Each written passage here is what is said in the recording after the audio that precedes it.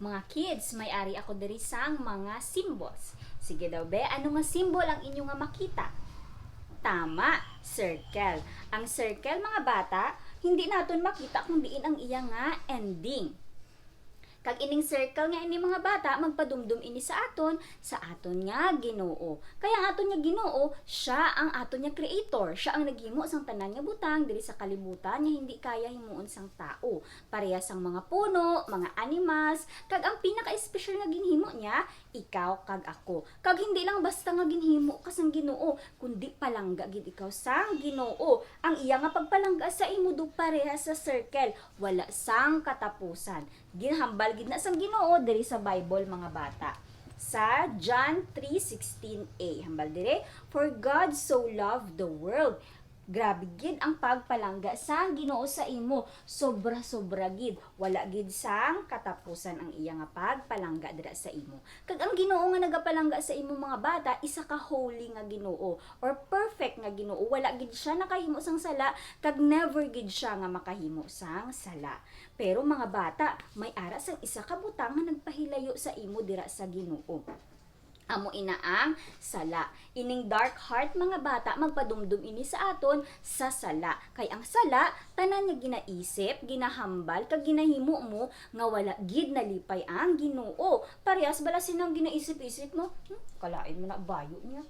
Low ay pagid siya. Sa isip mo pa lang nagapanghikay ikaw, pero nakasala na, ikaw bisan wala mo to ginhambal.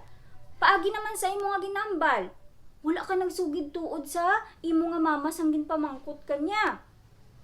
Kag nagahambal ikaw sang bad words. No, nang salagid ina siya mga bata. Kag paagi naman sa imo nga ginahimo, ay kasabad-sabad sang imo nga manghudgin kusi mo siya kay ginasabad kanya nga naga-TikTok ikaw. Mga bata, salagid ina siya. Kag ginhambal gid diri sa Bible nga tanan kita nakasala. Siling diri mga bata sa Romans 3:23, for all have sinned and fall short of the glory of God. Wala sang bisan isa sa aton mga bata nga wala nakahimo sang sala. Ikaw kag ako, tanan kita may ara gid sang sala. Kag ang sala mga bata may ara sang parusa. Amo inang mahiwalay ikaw sa Ginoo forever. Pero mga bata, may ara sang manami nga plano ang Ginoo para ikaw kag ako hindi na maparusahan sa sala. Amo si Jesus Christ. Ining cross, red cross nga ini mga bata, kag ang open nga rulubngan, magpadumdum ini sa aton kay Jesus Christ. Si Jesus Christ, ang perfect Son of God. Siya lang gid ang only Son of God, bugto nga anak sang Ginoo, pero ginpadala siya sang Ginoo diri sa kalibutan.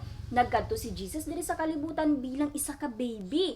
Naging bata man siya pareha sa imo, pero pag abot sa tama nga tion, sa tama niya nga edad, ginhatag niya ang iya nga kinabuhi didto sa cross para mapatawad ang imo kag ang akon nga mga sala. Siling gani diri mga bata sa Hebrews 9:22b, and without shedding of the blood there is no forgiveness of sin. Kung wala ginhatag ni Jesus, ginhalad ni Jesus ang iya nga dugo dito sa cross, hindi gid mapatawad ang imo kag ang akon nga mga sala. Kay hindi naton kaya luwason ang aton nga sarili sa aton nga mga sala. Si Jesus lang gid ang makaluwas sa aton kay siya lamang ang perfect. Siya lang ang wala sang sala. Naging tao si Jesus diri sa kalibutan, pero wala gid siya naghimo sang sala.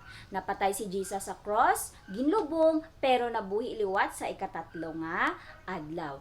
Kag tungod sa ginhimo ni Jesus didto sa cross, mga bata, pwede na mapatawad ang imo nga mga sala. Pwede na mangin amo sini kalimpyo ang imo nga tagipusoon. Kung ina, akuon mo nga ikaw makasasala. Kung pangayuan mo sang patawad ang imo nga mga sala, kag tuuhan mo si Jesus nga imo Ginoo kag manluluwas nga siya lang gid ang makapatawad sang imo nga mga sala. Kag makaluwas sa imo halin sa parusa sang imo nga mga sala. Siling gani diri mga bata sa John 3:16 sa whole verse na ang basahon naton ha.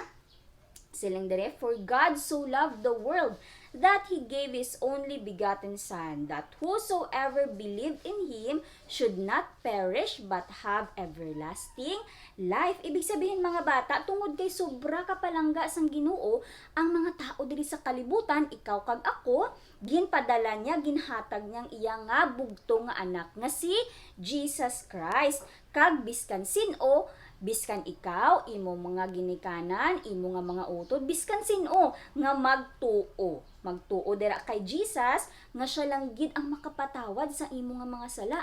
Nga ang ginimo niya dito sa cross ang tanging paraan para mapatawad ang imo nga mga sala, siling diri should not perish. Hindi na ikaw maparusahan sa imo nga mga sala. Hindi na ikaw mahilayo dira sa Ginoo. Kaghatagan ikaw sang everlasting life. Ibig sabihin, kabuhi nga napatawad na halin sa sala, kabuhi nga kaupod ang Ginoo didto sa heaven forever. Ang pamangkot subong mga bata, ready mo na bala inahimuon?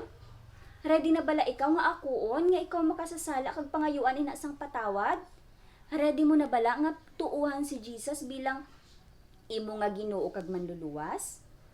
Kung ina bata, ready mo na ina nga himuon, pwede ikaw magsunod sa prayer ni Teacher Joy. Pero isipon mo gid nga ikaw mismo ang nagaistorya sa aton nga Ginoo kag imo gid ni nga prayer dara sa aton nga Ginoo. Sige, idoko ang imo nga ulo, ipiyong ang mata kag i-fold ang kamot. Let us pray. Lord Jesus, ginaako ko gid nga ako makasasala. Patawara gid ako Lord sa tanan nga sala nga akon nga nahimo. Kagbuligi ako Lord nga hindi na magpadayon sa paghimo sang sala, kundi magkabuhi nga pirmi nagaobey sa imo.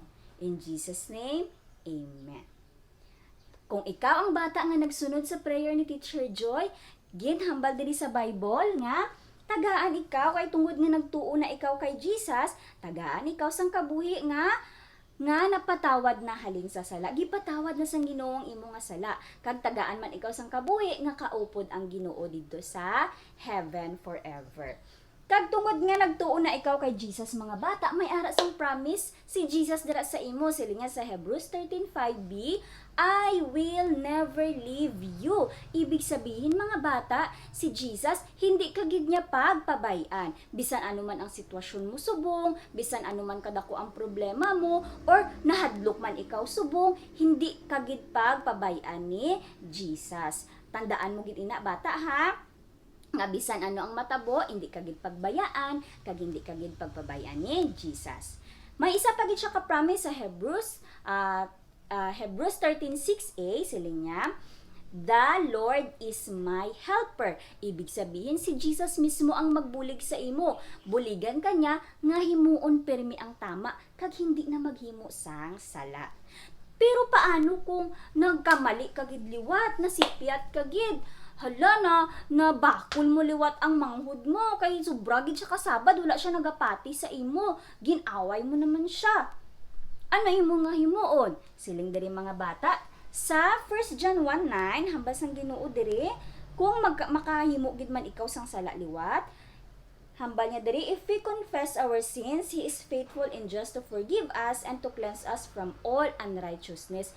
Una mo nga himuon, ihambal mo dayon kung ano tong sala nga imo nga nahimo. Hala Jesus, nang ginkusi ko naman bula liwat ang manghud ko. Ikadua, pangayuan mo sang sorry ang imo nga nahimo nga sala. Kag ikatatlo, mangayo ka sang bulig nga hindi mo na liwat-liwaton. Okay, nakuha kung ano ang imo nga dapat nga himuon? Ayan.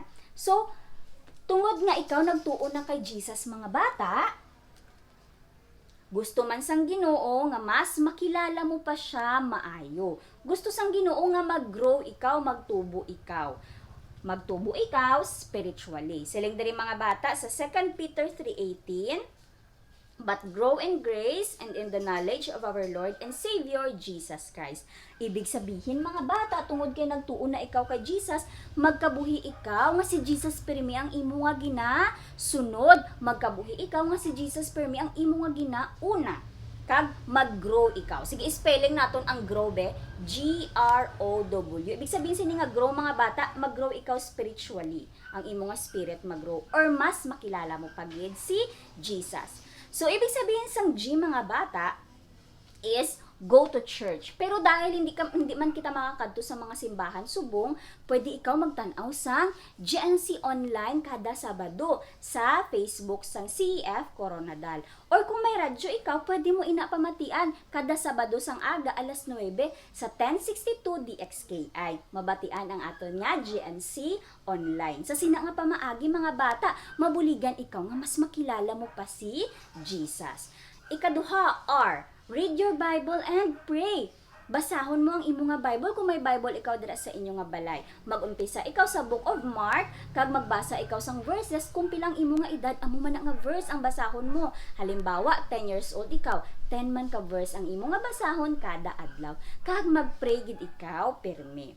Next is O, obey God's word. Kung ano ang nabasahan mo sa Bible, nga ginasugo sa imo sang Ginoo, himuon mo. Kung may mabasahan ka dira nga promise nga, ang kunon mo gid nga promise nga ina para gid sa imo. Next is witness. Witness or i-share mo sa iban nga nagtuo na ikaw kay Jesus. Pwede mo i-share sa friend mo nga nagtuo naman kay Jesus, or sa teacher mo nga nagtuo na kay Jesus, or members ng inyong nga family nga nagtuo na kay Jesus, kay malipay gid na sila nga ikaw nagtuo naman kay Jesus. Kag kung sa sunod, pwede mo naman i-share sa iban nga mga friends mo nga wala pa nakakilala kay Jesus, wala pa nagtuo kay Jesus, para sila man makilala nila kag magtuo man sila kay Jesus, mapatawad man ang ilang nga mga sala. Subong mga bata, tungod nga nagtuo na ikaw kay Jesus ug napatawad ang imo nga mga sala, pwede ba ikaw mag-thank you kay Jesus sa tanan nga ginhimo niya kag sa pagpalangga niya dira sa imo? Kag ipag-pray man kamo ni Teacher Joy. Lord, thank you gid sa kabuhi sang sini nga mga bata. Salamat gid Lord, kay ginpalangga mo gid sila. Salamat gid patawad mo gid ang ilang nga mga sala. Buligi gid ini nga mga kabataan Lord God, nga mag-grow gid sila, magkabuhi nga ikaw gid pirmi ang gina-obey. Kag hindi na sila magpadayon sa paghimo sang sala, kundi magpadayon sa paghimo sang maayo sang mga butang nga ikaw gid ang malipay. In Jesus name, Amen.